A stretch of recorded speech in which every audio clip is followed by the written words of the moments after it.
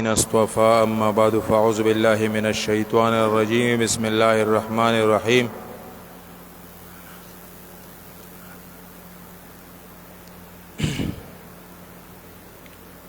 لقد كان لكم في رسول الله أسوة حسنة إن الله وملائكته يصلون على النبي أيها الذين آمنوا صلوا عليه وسلموا تسليما اللهم صل على محمد وعلى آل محمد كما صليت على إبراهيم وعلى آل إبراهيم إنك حميد مجيد اللهم بارك على محمد وعلى آل محمد كما باركت على إبراهيم وعلى آل إبراهيم إنك حميد مجيد بیام درود شریف اللهم صل على محمد وعلى آل محمد كما صليت على إبراهيم وعلى آل إبراهيم إنك حميد مجيد اللهم بارك على محمد وعلى آل محمد كما باركت على إبراهيم وعلى آل إبراهيم إنك حميد مجيد زمین عزتمندو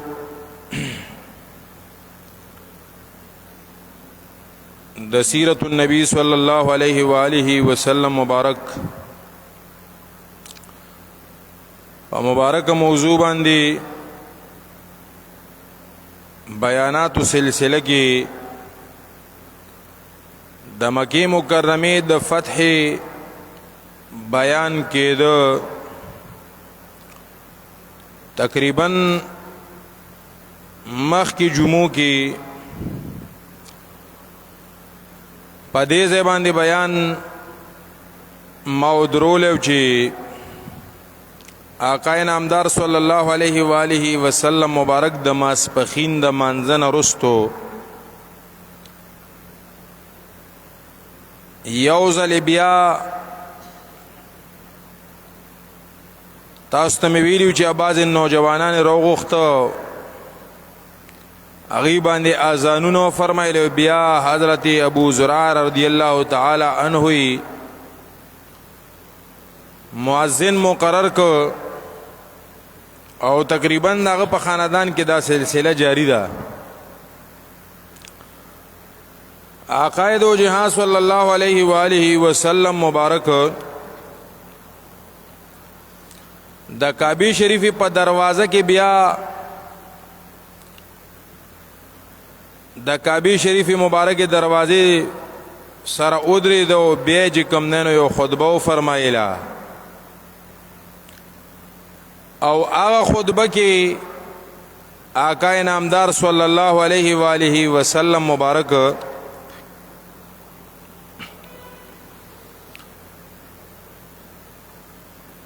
قوانین و نظام متعلق بیان و فرمایلو فرق پمنز د برتری او افضلیت دا ختم کړي شو چې یو انسان لا جائز او مناسب ندي چې هغه په بل باندې خپل برتری ښکارا کوي چې عربي له په عجمي باندې فضیلت ویو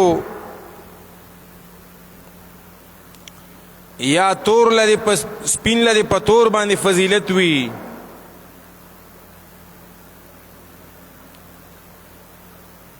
حالات برابرې د څوک اسلام کې داخل شو څوک بیا پدیم بیان شوی و چې په بعضې روایاتو کې 14 کسان یادېږي او په بعضو کې 15 یا 14 په هغې کې بعضې کسانو ګستاخانو ایمان راوړو بعضو نه سرونه ووهلی شو خو عامه قاعده دا ده چې ګستاخه نه به سر کلمیږي هغه سره گنجایش نشته د رسول الله صلی الله علیه و آله وسلم ګستاخه سره گنجایش نشته ده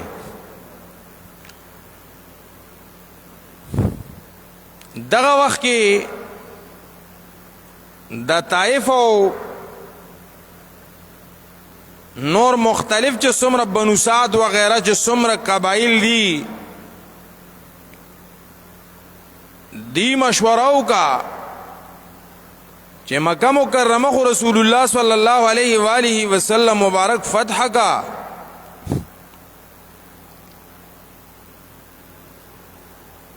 او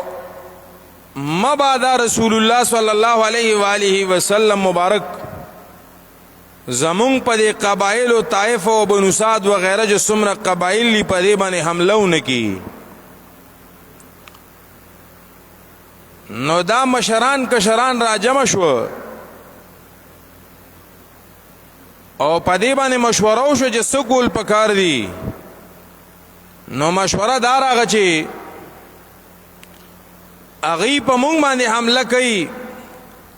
صلی الله علیه و آله وسلم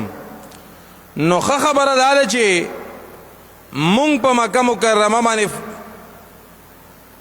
حمله وکړو او د دې د فتح یا نور چې څومره دغه دي مشقتونه دي تیر کړي نو هغه ستومانتیا دي نه د ختم شوی لہذا غفلت کې بدی مونږ رئیسار کو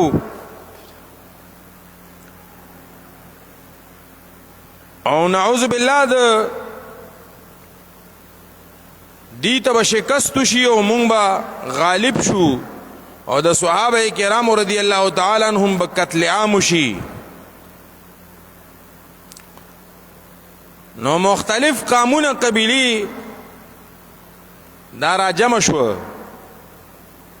اوس په مکه مکرمه باندې د حمله کولو لپاره را جمع شو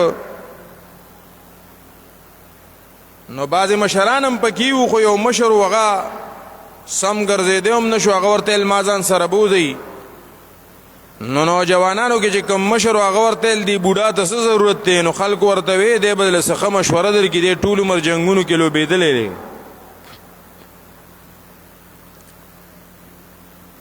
دلته رسول الله صلی الله علیه و آله وسلم مبارک ته دا خبر کېدو چې مختلف قبایل را جمع شوي دي او غي په مکه مکرمه باندې حمله کول غواړي نو رسول الله صلی الله علیه و آله وسلم اصحاب کرام سره مشوره فرمایله او دا خبر چې کله تحقیق ته ورسېدله نو سردار کائنات صلی الله علیه و آله وسلم د مشورې مبارک مطابق طائف طرفته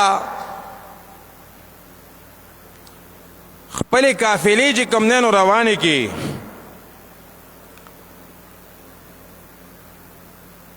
او لخر مبارک روان کو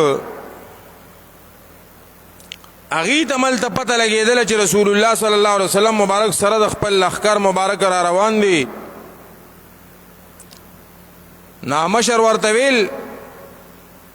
د طائف په لار کې ډیر غرونه راځي او په طائف کې ډیر غرونه دي او طائف ډیره یخ علاقه ده لکه څنګه چې زمون پاکستان کې مری دی نو دغه سي طائف دې په طائف کې چې کمندنو ګرمي نشته ره او ډیر شنه علاقه ده خيستا دی وخت کې تقریبا سړی په گاڑی کې ونی مګنټه کې طائف ته رسیدي شي پته نه لګيږي ما ته د دې اندازه نشته چې دا به عمومي طور دغه سی خو چې مونږ کوم ورځو کې تلیو نو زه په دې خلکو بعضې میوجات به ایخي خو په هغې کې به انځر ډیرو او ویلې کېده به چې دا د طائف انځر دي دا څنګه چې دلته کې په ټوکرو کې پراتی وړې وړې ټوکرې وي او دا انځر پکې پراتی خو د هغې انځر زمونږ دا خلک ورته انځری وي داسې وړې وړې غوندې دانې چي نو دغسې به ډېر به خواږه وو مونږ چې لاړو نو ملګرو ځان سره یو ټوکری راواخېسته د انځرو او مونږ یو سوري ته کېناستو خسته یخ هوا لګېدله او روټۍ مو خوړه دا ماته یاد دي مونږ چې کله روټۍ نه فارغه شو نو بیا مونږ لاړو بنو سعدو ته او طائف سره خوا کې یو لوی جمعات ته هغې ته حضرت عباس مسجد حضرت عباس رضی الله تعالی عنہ ورته ویلی کېږي. او دغه مسجد دې کې د حضرت عباس رضی الله تعالی عنہ قبر مبارک هم دی. اوس ته نه حکومت چې کوم نه یو دیوال را چاپېره کړی دی او هغې کې هغه دروازې لګولې. هغه دروازه کې چې کوم چون غوندې ښکاري نو په هغې کې هغه مزار شریف ښکاري. مسلمانان زی او هغه چې کوم دی نو د رسول الله صلی الله علیه و آله وسلم دا تره مبارک او د رسول الله صلی الله علیه وسلم دا صحابي مبارک حضرت عباس رضی الله تعالی عنہ داغه زیارت هم کې او هغه خلق الله ته وسیله کیم د خپل حاجاتو د پاره. د اهل سنت والجماعت خلق چې کم نه نوزي دي د پاره بیا غې نه چې لږ مزلو کې نو د بنو سعد قبیله چې شروع شي نو اوس خسته روډ دی او د روډ په خوا کې غریز علاقه دا او غریز علاقه کې بالکل د روډ په دی غاړه او د غره په لمن کې د حضرت حلیمه سعدیه رضی الله تعالی عنها هغه کور مبارک دی چې کوم کې عقاید عالم صلی الله علیه و آله وسلم مبارک د خپل زندګۍ مبارک سلور کلونه مبارک تیر کړی دي. دا مخ کې په بیان کې تیر شوی دي. د دغه ځایونو نه دا قافلې را روانې شوې او هغه بوډا ورته وی د غرونو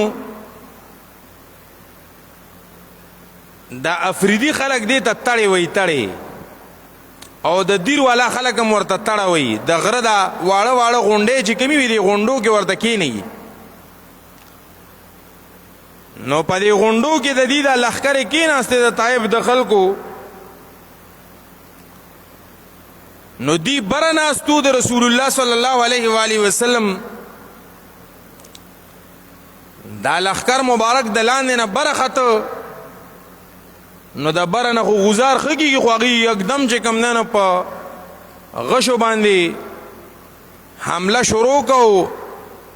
غشي وشتل شروع کو. دې ته ویل کېږي جنگ حنین. د حنین جنگ ورته وی. الله تعالی په قران پاک کې هم د دې تذکرہ فرمایلی چې و یوم الحنین په ورځ د حنین هم ستاسو خصوصي امداد فرمایلی وو. صحابه مبارک سره ولګي د زخمیان شو رضی الله تعالی عنهم. نو صحابه کرامو کې یو شور ګډ شو. صحابه مبارک خواره شو. دغه وختي رسول الله صلی الله علیه و آله وسلم مبارک په خپل اوخه مبارک باندې تشریف فرمو مخ کې بوتللا. نو حضرت عباس رضی الله تعالی عنہ ورمنډک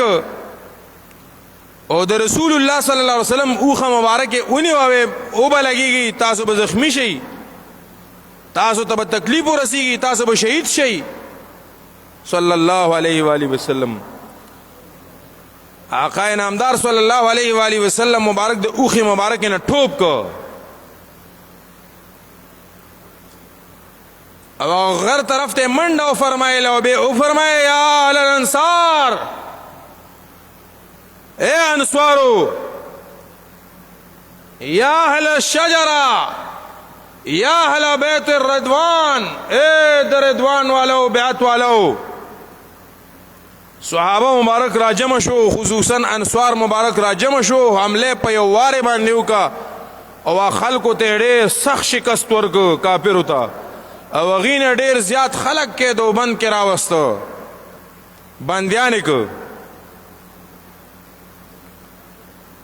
او بیا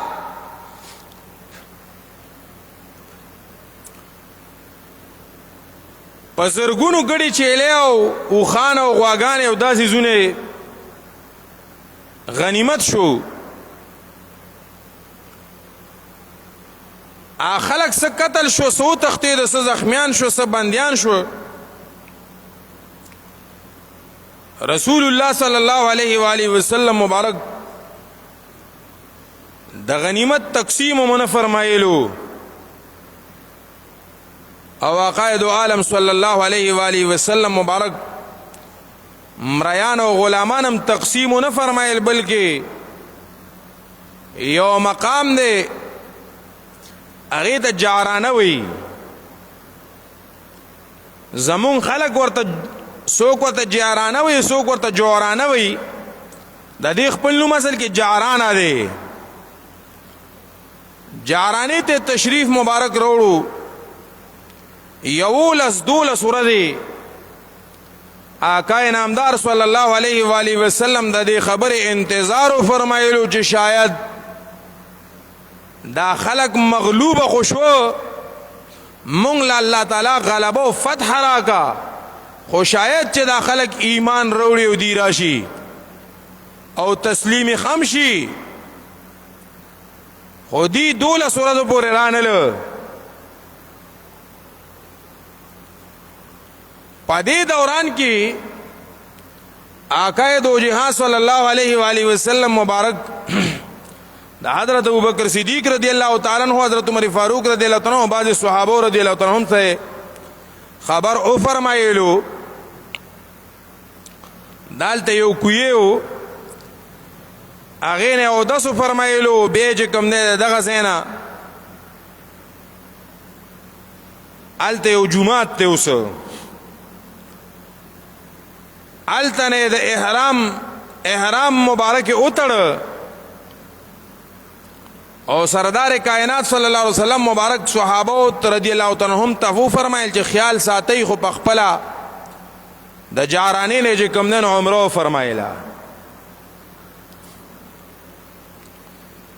یو قسم جعرانه چې کوم نه هغه میقاتو ګرځید. دا یاد لرئ دا ظاهر المذهب والا خلق چې کوم دي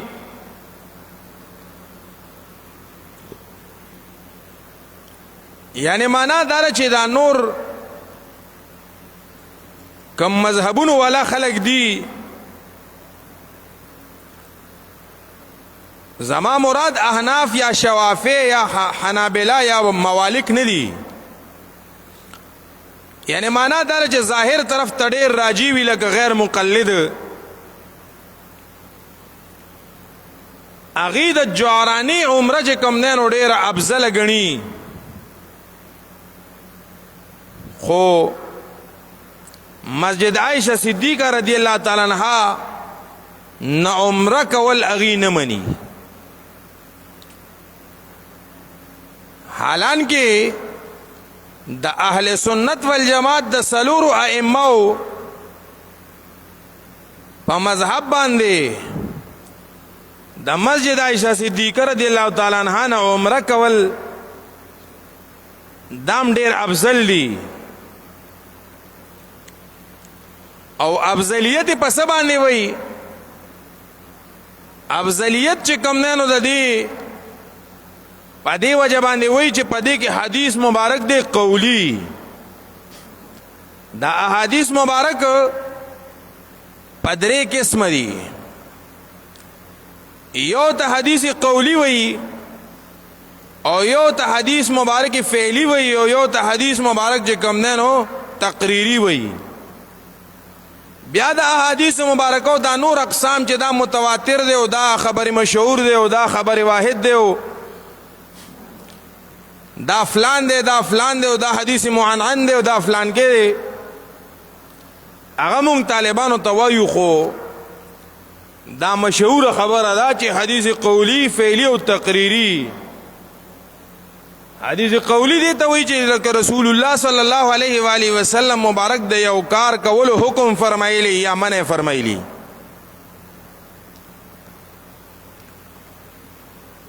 او د عمل په اعتبار باندې د ټولو نه زیاته ترجیح والا چې کوم دی هغه حدیث قولی دی.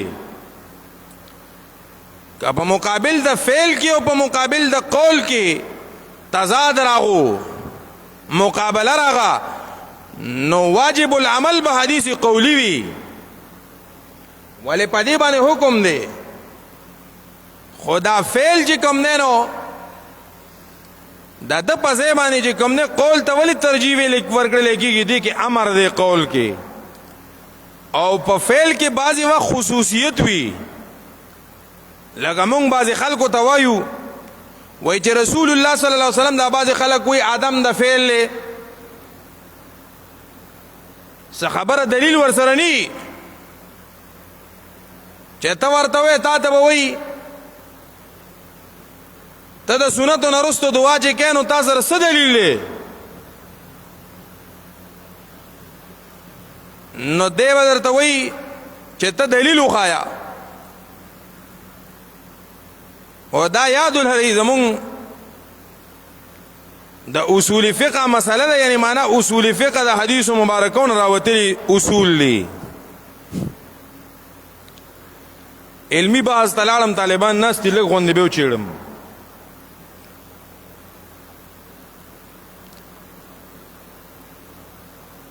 دا مونږ وایو دا شی لکه مونږ فرض دی روجه فرض دا چا ویلی دی یا با اللہ تعالی فرمائی چې دا فرض دی یا با رسول الله صلی الله علیه وسلم فرمایلی اس کتب علیکم الصیام روجه پتا سو باندې فرض کړی شوی دا منظم متعلق چې کوم نه الله تعالی فرمای ان الصلاة كانت على المؤمنین کتابا موقوتا په خپل وختونو کې مونږ پتا سو باندې 15 وخت فرض کړی شوی دی نو عرض میں دا کولو دا د فرض او د واجباتو د سنن مبارکو د مستحباتو د امتیازات د حضرات مجتهدینو کړی دي لکه مثلا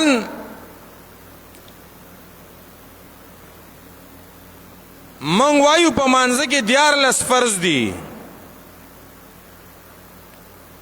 سب هر د مانځ نه دي چې هغه ته شرایط ویل کېږي او څه داخل د مانځ دي چې هغه ته کوم نه فرایض ویل کېږي او ارکان د مانځ ورته ویل کېږي دا چرته کې په کل هم دنیا کې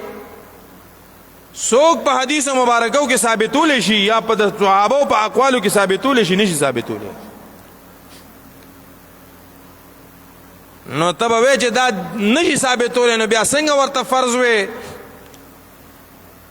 نو په دلیل باندې حضرات ائمه پویدل امامان صاحبان په دې باندې پویدل نو اغید یو دلیل قوت تکتلی چې دا څومره حدا پورې کوي دی نو چې ډیر زیات کوي نو هغه ته فرض وي چې کم داغه نه لک کم او لګه شیبه به کې هغه ته واجب وي چې هغه نه لک کم او هغه ته سنن مبارک وي او چې کم داغه نه کم او هغه ته مستحب وي خبره پوه شوي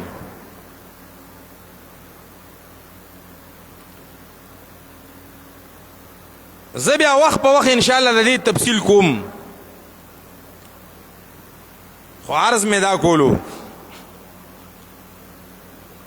زما عزتمندو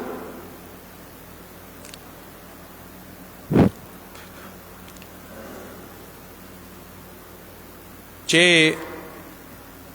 حدیث قولی مبارک هغه ډیر قابل العمل وي په مقابل د حدیث فعلی کې نو پدې کې حدیث قولی مبارک راغلی دی بیا دا خلک وی یره دی کې خو چې کم نه نو تخصیص دی نو د عموم او د تخصیص مذهب صرف او صرف پدې مسجد عائشہ صدیقہ رضی الله عنها پدې جمعات کې غنی چې وې دا خاص عملو د حضرت عائشہ صدیقہ رضی الله عنها لپاره خو چې رسول الله صلی الله علیه وسلم حکم فرمایلو نو دغه وخت کې د دې عموم حاصل شو پنځ د اهل سنت والجماعت باندې رسول الله صلی الله علیه وسلم عمره ته تشریف مبارک وروړو حضرت عائشہ صدیقہ رضی الله عنها بیمار شوا عمره کول نه شو چې کلا جوړ شوا نا خپه جړلې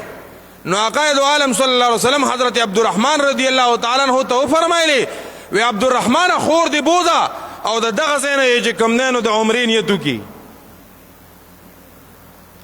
خبره پوه شوې؟ نو چې تاسو خدای پاک بوت لګي که نه نو بالکل بغیر د څه شک او شبهې نه زی مخکې به دلته ګاډي تله نو مفت به تله بیا چې کوم دی نو 3 ریاله به یې اخېسته. اوس چې مونږ تللي نو مونږ ته خلکو وایي چې دلته دا کم بسونه دي لکه دلته چې څنګه دا د BRT بسونه دي نو دقه شانې چې کوم دی نو حکومت مقرر کړي سره بسونه دي ښایسته ایسیګان پکې لګېدلي وي او دا خلک ځي او مسجد عایشه صدیقه رضی الله عنها نه احرام تړي په مفت یې راولي 2 یا 3 ریاله به یې مخکې اخېسته یا به د یو طرف نه 1 ریال اخېستو د بل طرف نه به 1 ریال اوس یې هغه فري کړي دي مکمل. ما ته چا ویلي دي زه خپله نیم تلی په دغه بس کې په خپله چې زه کلم تلی مسجد عایشه صدیقه رضی الله عنها نه ما عمره کړې ده نو الحمدلله ما زه په خپل ګاډي کې تلی. یعنی مطلب دا چې څه ټیکسي میکسي کې یاره پسې چېرته څه شاګردان ګاډی راولي نو هلته لاړ شو. خو به هر حال چې څوک عمرې له ځي په کار دا چې د خپلو علماو سره لږه مشوره وکړي او لږ احکامات او طریقې زده کړي. هلته دا خلک چې کوم دی مونږ پسې نښتي ول خو مسله زده کوي نه او چې کله هلته لاړ شي نو دا علما چې ویني بیا پتنګه راغېستي. یو سړی په صفا مروه کې روانو او شانه ویلچیر والا راغو په دا پونډې والو دی پوندې نه وینې شروع شوې. کم ملګري چې ورسره و هغه ورته ویل ځه وی څه دې مړه لورو شو څه چې کم دی نه وی د خلکو د پوښتنو نه تنګ راغی وی زخمیم شو اوس در باندې دم هم وړېده. هلکه دا چا ویلي چې یو سړی زخمي شو نو په هغه دې دم وړي؟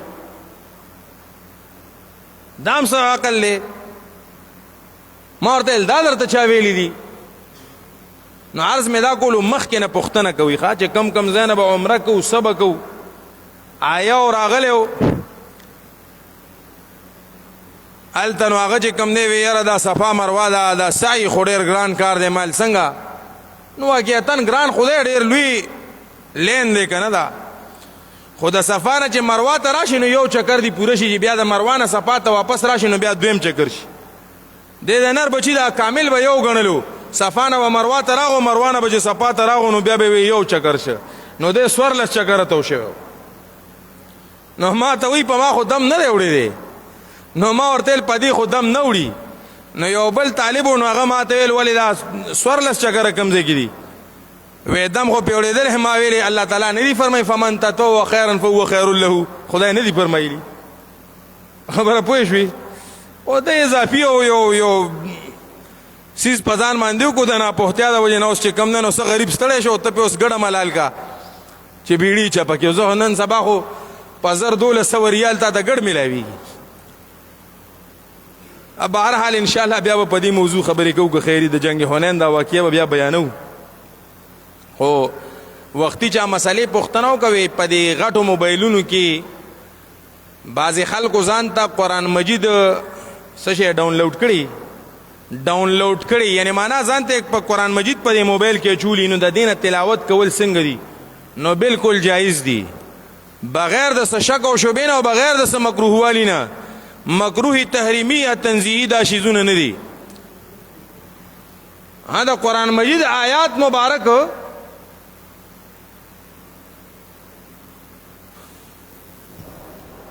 اوی دا خبر زه ناورم دا مسله بیان کا دلته به دا بل دننه لوډ سپیکر یې لګولی نو هغه ناست دی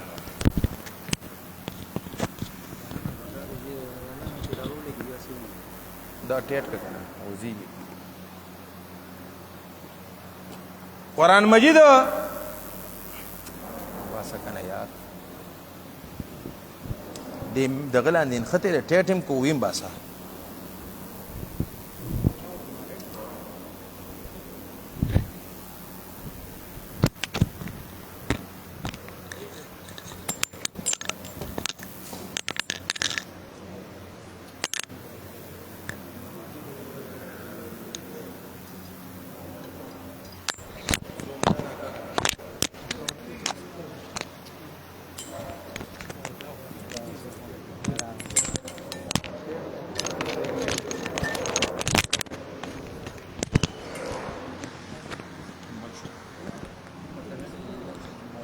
بچو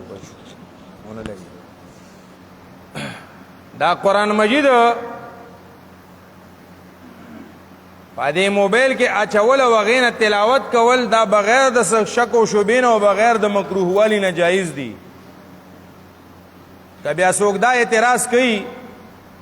چې دا موبایل په دې قرآن مجید کې وي او سړی لیټرین ته ځي نو دا موبایل خو بهر نه پرېږدي، نه خو بند دي. دا دلیل دی دا موبایل بند دی، دغه وخت کې د قرآن مجید تلاوت هم دی نه کوي او قرآن مجید په کولو هم نه وي. نو دا ځان سره یاد ولري چې د دې څیزونو جایزوالی دی. لکه مثال په طور باندې د سړي په زړه کې قرآن مجید پروت دی، نو قرآن مجید کاری چې کم دی یا هر مسلمان ته څه نه څه خو یادي که نه، که نور ورته څه نه یاد دا لس صورتونه خو ورته یادي. نو دا لس صورتونه چې سړی وایي نو دا د په دې زړه کې پراته دي. که څوک وایي چې نه په زړه کې نه دي پراته، په سر کې او مزغو کې پراته دي، نو خو پراته خو دي که نه، د دې وجود کې دننه خو دي. نو د قرآن مجید تلاوت منع دی او که دا د یادوالی منع دی، به اوسه کې دا زړه او دماغ به ځان نه راوباسي، بهر به یې پرېږدي. دقه شانې د تعویذ مثال هم دی. یو سړي تعویذ لیکلی دی او هغه په سرمنه کې بند کړی دی یا بټوه کې بند پروت دی، نو د دې څه حراموالی د لیټرین د وجې نه راځي چې دا تعویذ به د دې وجې نه حرام دی چې دا به ته ځان سره لیټرین ته وړي. دا د دې خلکو غلطې مسلې دي. لکه څنګه چې دا د غلطو مسلو نه ده چې د شپې په تیاره کې چې کم دی نو مونځ نه کېږي، سجده نه لګېږي، او دا ټولې غلطې مسلې دي. حضرت حکیم الامت مجدد ملت مولانا اشرف علی تانوی رحمت الله علیه اغلاط العوام په نامه باندې یو کتاب لیکلی، غلط مسلې، نو هغې کې چې دا څومره غلطې مسلې دي خلکو کړي دي، نو هغه ټولې راجمع کړي چې دا مسله غلطه ده، دا مسله غلطه ده، دا مسله غلطه ده. نو نن سبا د قرآن مجید تلاوت چې څوک په دا رینګ ټون ورته وي که څه ورته وي چې دا غږېږي، دا لیټرین کې هم حرام دی، همداسې هم حرام دی. جومات کې هم د دې اورېدل چې کوم دی دا په موبایل پریښي. ولې زمونږ حضراتو مشایخو اکابرو په دې فتوا ورکړې ده چې د قرآن مجید په آیات مبارک یا د دین په څیز باندې ته د دنیا خبر اخیستل دا ناجیز او ناروا دي، حرام دي. نو دغه حرام دي. نور په قرآن مجید په موبایل کې اچول دا جایز دي، هغې نه تلاوت کول بلا قراعتا دا جایز دي او الله جل جلاله دی. فضیلت او غورواله په دې کې چې سړی د قرآن مجید د کتاب نه چې کم دی نو تلاوت کی دا غوره دی. قرآن مجید ته هغه څه کتل د موبایل په مقابل کې غوره دي. نو د قرآن مجید نه چې څوک کوي تلاوت ټیک ده، اوس که قرآن مجید سہولت یو ځای کې موجود نو سړی مسافر دی نه دی تلاوت نه کوي، دې وجه نه چې کم دی د دې څیزونو جایزوالی شته دی. وآخر دعوانا الحمد لله رب العالمين.